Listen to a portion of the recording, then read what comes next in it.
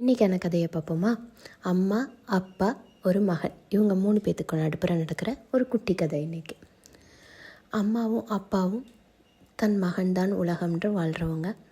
அந்த மகன் படித்து பெரியவனாகி ஒரு நல்ல வேலைக்கு போய் நிறைய சம்பாதிக்க ஆரம்பிக்கிறான். தன்னோட முதல் மாத சம்பளத்தை கொண்டு வந்து அவங்க அம்மா கிட்ட கொடுக்குறான். அவங்க அம்மா கண் கலங்கிட்டு சொல்கிறாங்க, தம்பி, இதை என்கிட்ட கொடுக்காத, அப்பா கிட்ட கொண்டு போய் கொடு, அப்பா சந்தோஷப்படுவாங்க அப்படின்னு. அதுக்கு அவன் சொல்கிறான், என்னால் முடியாதுமா அப்படின்றான்.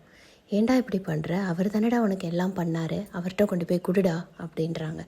தம்பி, நான் சொல்கிறத கேளு, கொண்டு போய் கொடுன்னு ரொம்ப ஃபோர்ஸ் பண்ணுறாங்க. ஆனால் அவனும் திரும்ப திரும்ப சொல்கிறான், என்னால் அப்பா கிட்ட கொடுக்க முடியாதுன்னு. இதை கேட்ட அம்மா கண்கள் கலங்க ஆரம்பிச்சிட்டாங்க. இதுக்காகவாடா உன்னை பெற்று வளர்த்தேன்னு திட்டுறாங்க.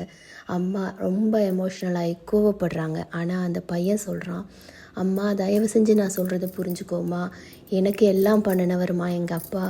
என்றைக்குமே அப்பா எனக்கு பணம் கொடுக்கும்போது அவர் கைகள் மேலே இருக்கும், என் கை கீழே இருக்கும். இப்போ நான் போய் அவருக்கு இந்த பணத்தை கொடுத்தேன்னா என் கை மேலோங்கிடும், அவங்க கை கீழே போயிடும்.